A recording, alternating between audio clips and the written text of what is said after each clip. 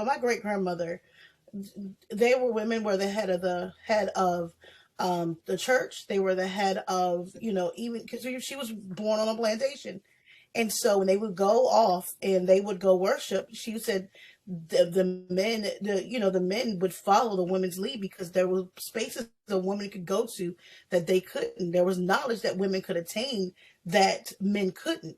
So it was easier for women to learn. It was easier for women to create these safe spaces to escape or to feed or to, to become stronger. So it was like, listening to her helped me to understand like there is a power in my voice. That's why at first I got away from it because, you get into a corporate position, you have a family, you have children, and I was married, and it's like one of those things that I kind of bowed down to that, and I heard her voice. It was like, don't do that anymore.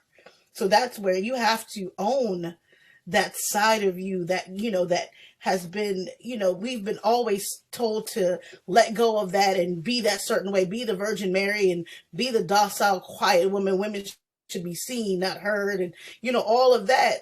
No, like you have to listen to that inner strength, that inner voice that we do have that tells us our power, that shows us, listen, I think that's why we have such a, we go through that identity crisis because of what society is telling us to be. But then when we have that awakening, it's like, it's so beautiful. It's so powerful that you can't contain it, but you have to walk in it. So it's like, oh, that's what I said. You said the goddess that's naked and with the feet backwards. Like that's what my grandmother used to always tell me. It's okay to own that sexuality. It's okay to own that about you because people are going to, they're going to worship you. You just don't understand. You'll walk into that and you'll own that. And it's like, now it's all making sense and we just have to own it. And we have to awaken others so that they understand that the things that are put in place to silence us and to make us question who we are and, and to make us not own, like to put us into a shell, into a box. We have to break, help them break out of that. And I just, this was, yes. So I'm like, so when I decided to get into the wine thing, I started a separate site and it was called Witch on Wine. And I didn't know if that would hurt me or like if anybody would get it. And it turned out to be the best thing I could ever do because winemakers love going, oh, you're the witch. I picked the grapes during the moon. They love talking to me about it. And so as time has gone on, I've started to integrate more of my other self into that, and influencers didn't understand it. They're like, wait, you write about spirits, but wait, you do this other stuff. And turns out I was brilliant because they've had to do this now. Now they're like, oh, I'm a whole person. I'm a whole person. But I've been doing it. And now that I'm doing culinary crime, I'm just taking that food and the booze and like the top readers of crime fiction and crime movies are women. Women love wine. So I'm combining all of it together, and it's all the stuff that I love. And I'm creating, my own little things. And so I was very confused about my newsletter for a time. I kept changing it. And finally it's like, you're going to get a little bit of anything and everything, because I realized my work is really about the senses. It's all the senses, and I like having them filled. And when you take care of all of that, you are a whole person and you're much happier. That's why crypto comes into this. Crypto can actually give you financial freedom. You don't have to worry about things if you get into some of this stuff. So for me, I don't know how to not integrate it all at this point. Because it's beautiful. I love it. I love being a whole person now. Like I love being a whole self. Yeah. Yeah. Do you have Scorpio and Taurus placements? Yes. Scorpio. Yeah, because that screams, that work is like Scorpio, Taurus, Scorpio. So one of the ways that I integrated is I started learning astrology from a young age, right? And of 20 years working in shamanism and training and discovering the goddesses and saying, well, this is not enough, and going into studying Afro-Caribbean traditions, though I'm not initiated in that path, and studying indigenous traditions from South America. And weaving into that, because so many Latinos, Latinas, Latinx are so mixed, right? And so honoring all those parts of my ancestors and myself, and being courageous enough to just live my life on my own terms, which is I'm hearing from everyone. you know, I don't think, you know, there's anyone, I mean, I'm not like my siblings, but there's no one quite doing any of the work that I'm doing in my family at all. I realize I'm the first woman who graduated college in this country from my family. I realize that I'm the first woman who created a business, right? And is self-supporting for 9 years, but I didn't think about it because I was just doing it. You know, I was just living it. And many of you know, when you're a consultant or working for yourself, there's no award that you get. There's no departmental award. You're just building the plane while you fly. So I feel like my spiritual path has been my way to integrate and being in service. And years ago, you know, my inner knowing was like, Vanessa, come out as the urban priestess. So I was the urban priestess in New York for 16 years, doing the work, gathering people, urban priestess. And then a couple of years ago, I was like, you're hiding the bruja. And I'm like, because priestess is more acceptable some way, somehow, right? I didn't think of these things when I did it. I just knew that that's what I initiated into, that I dedicated my life at 22 as a priestess, and to walk the path of service, right? And community and healing for myself and others. Because growing up in an intuitive home, or a home where we honored spirit, I saw a lot of people getting readings. I saw a lot of people being intuitive, but they weren't healing. They were like, oh, I know it. Oh, that person's not good for me. Oh, that job is bad. But they will keep going. And I was sitting there like a teenager, like, okay, I don't want to keep repeating. I don't want to keep repeating. How do I break that? So I went into hypnosis, shamanism, all these things. And so for me, my private practice is everything. And then naming myself, right? Where I was being named, where I was being named by others. You're this, you're that, you're this, you're middle-aged, you're not that, you're this. And we know in the spiritual world, most of what we've been seeing are size 0 or size 2 blonde, blue-eyed guides, right? And when I came out, I've been doing it for years, but I wasn't young anymore. And I'm, you know, average size 14. I mean, there you go. It's not the image of what people have been used to. And so owning and loving myself, that this is exactly like the body and the being and the experiences that spirit needed to come through my own unique expression, like all of us here. And that really just helps me integrate and not letting anyone shut me down. Like I even talked to a couple of healer friends who were like, well, calm down now. And I was like, because I hold space for, you know, I would never say that to a client. I would never say that to a friend. I would sit there and breathe and be in my own healed, grounded space. But then I also had to reflect, well, they haven't done the work. So they can't they can't hold their own feelings. They can't hold mine. And that's okay. I don't have to be mad at them. I don't have to be like, that bitch couldn't hold it. I could be like, all right, right. And so these are lessons that I'm coming into, you know, and not letting, like, there are many friends who didn't call me to see how I was doing last year, right? But they were also going through things. And so it's kind of like owning my own space and understanding that people have their own stories and their own issues, and they have their own pains they don't show the world. And then I changed my name to the Biz Bruja like 3 years ago. And it was scary to be out as a bruja, right? Because it was like, this is what I am, but what will be the backlash? And thankfully, none. Wow. I mean, you know, what I'm really excited about is hearing that. So that superpower, Vanessa, sounds very much like doing the work is making the space. And ideally, in an ideal world, no matter where we are on the path, if we are able to hold space for one another, it's less about person A controlling everyone else in the name of wellness in accordance with their concept of virtue and concept of being accepted as wellness, and doing the real work. Like a doula births a baby. And so while all of you were speaking, I thought to myself, wow, there's one last unsung SHEro I will share with you. And it's like it comes over my entire being. It's this auntie sister friend side of myself. When people say, don't forget where you came from. I'm like, okay, so let's unpack all of that. You know where I came from? I came from my mom's womb. So to everyone who forgets, it's Women's History Month, not just this month, but every month. We are celebrating women, Women X, and the allies that love us every day, every month, every year. That's our gift. And so for those that are in those spaces of like watching this episode, do a little digging on what a doula does. Do a little digging on what it looks like to actually see a little being come into the world through a what? A woman. It's a really mission critical time for us historically, not just to celebrate these beings that are already existing and there are new icons and we're in a time of so many firsts that we're celebrating, but let's really look at our origin.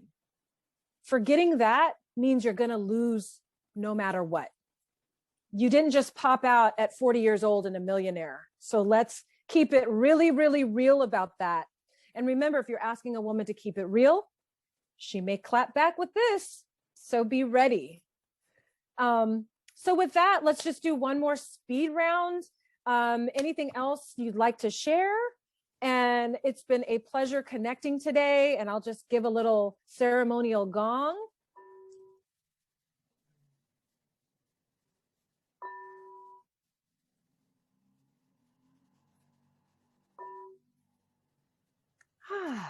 Fabulous. I just have to come back into the room and just please feel free to just unmic and just say a few more last words before we wrap it up. Well, I would say that the conversation we had today, this was very much so needed for me.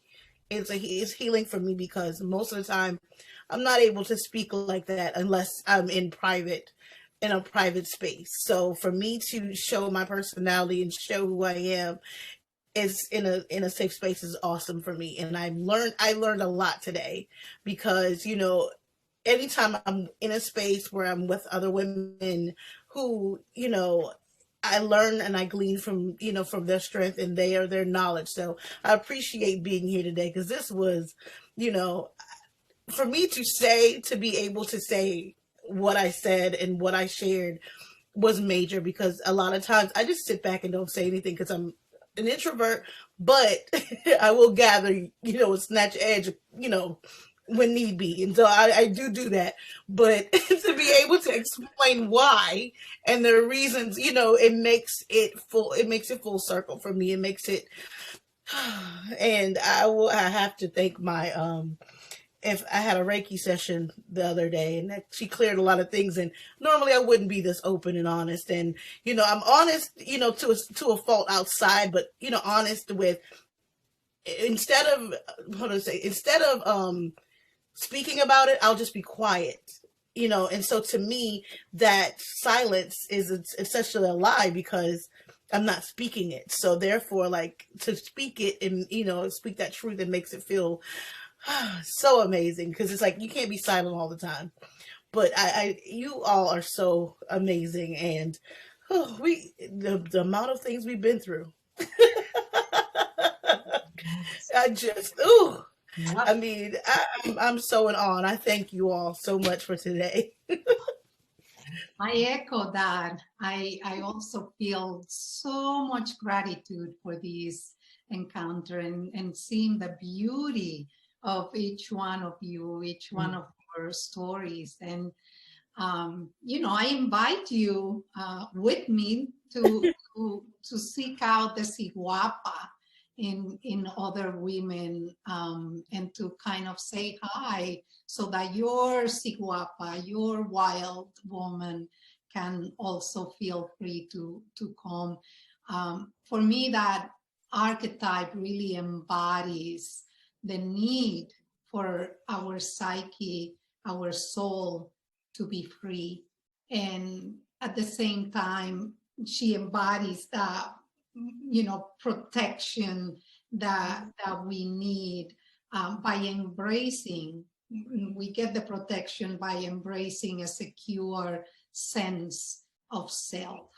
So I can see in this, or I can hear in our conversations today, that in so many ways, each one of you had gotten to integration by recognizing that the wild in you. So thank you for allowing me to share the space also. So Bridget and Kashana, thank you for creating this space for us to just come and be wild and in whatever shape we want to show. I'm so happy to be here. Thank you for asking me. I'm going to be honest with you though. It's been a crazy week. And as the week was going, I was like, why did I agree to do this on Saturday? And the interesting thing is, on the way to my co-work space, I started reading your book yesterday, Bridget. And then I was like, this is why I was invited. And so it's like, not all of you wants what you think you want or whatever. And I was like, there was that piece of me going, oh, because I really wanted to do this when I said yes. And then I was exhausted. And then it's like, I don't feel like talking about my voice tomorrow. I just want to lay in bed. But this has been perfect, fabulous, necessary. And universe always knows what she's doing. So trust the voice, trust yourself, trust your truth.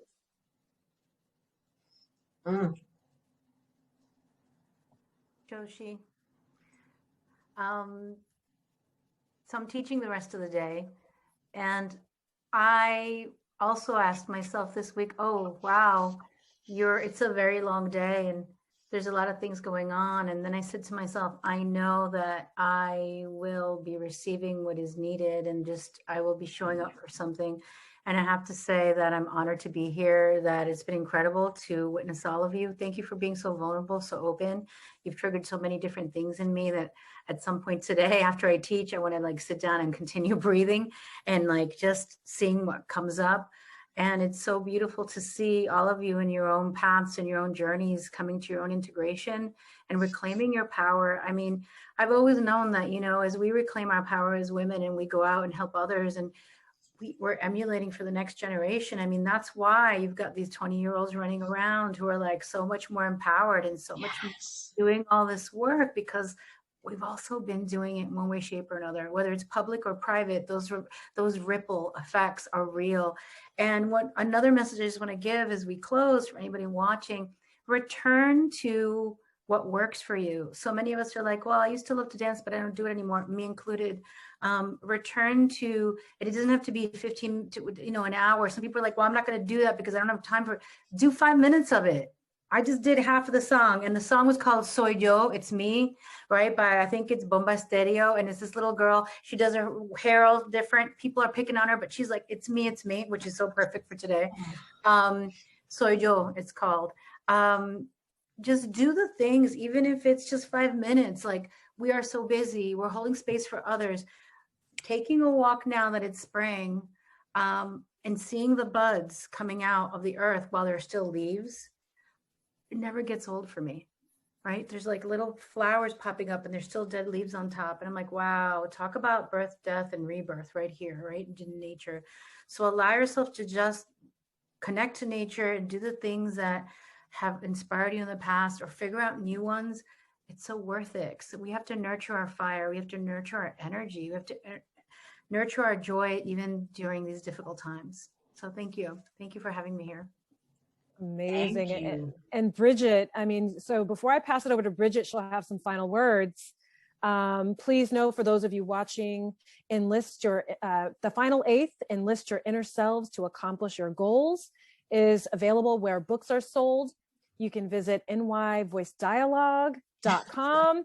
Okay, Yolanda is flashing her book. It's the book flashing moment. You can join us every 3rd Thursday of the month. Okay, listen. Okay, mine is in my room under my pillow. Vanessa, yours is on the way, and Shan, yours is coming. That's right. So for those of you watching, you're welcome to join us every 3rd Thursday of the month for the 3rd Thursday Voice Dialogue Learning Lab. If you'd like a live demo about some of these processes we've spoken about, and this is a complimentary, AKA free offering, because we really are advocates of accessible mental wellness. So without much further ado, you can also catch Bridget on the 8th of every month at 8 p.m. on Instagram for a live talk that really talks about final eighth philosophy, process, and phenomenon. And Bridget, over to you. This has been amazing. Thank you, everyone. Oh, thank you all. I mean, I've got my tissues right here. I started crying I don't know, 8 minutes ago. Thank you. I am so inspired, and it just feels like that spiral, like it's not linear what happened here. And um, I don't even really have words except that I've learned from each of you, and the reignition is amazing. And I so agree. I'm going to look up si guapa. And I love this idea. I had this image of my backwards feet are going to have stilettos sometimes. So then that'll be really confusing. um, and, and just this, go back to what you love. Long time ago, I was stuck in a corporate situation I didn't want to be in, but I was calculated. My diplomatic self said, wait, don't leave until you come out with what you went in for, which I did. But I bought jacks because I loved jacks as a kid, where you have jacks in the ball, because you could do that for 40 seconds. You don't have to have a whole afternoon. And so the part of me that wanted to go like this, but in the moment chose not to, I could just play with jacks a little bit, kind of ignite that energy and like be me, even though sometimes it wasn't obvious to everyone else there. And I can't believe how my dream is coming true. And I guess I'll just end that. A long time ago, I wrote a poem. I don't self-define as a poet, but I've written a lot of poems on the DL. And I wrote this whole thing that came out spontaneously about where do the unspoken words go? And then I realized as a therapist, as a good friend, I always had the ear for what people didn't say out loud because they were afraid. And because it was accurate not to say it out loud, there would be repercussions.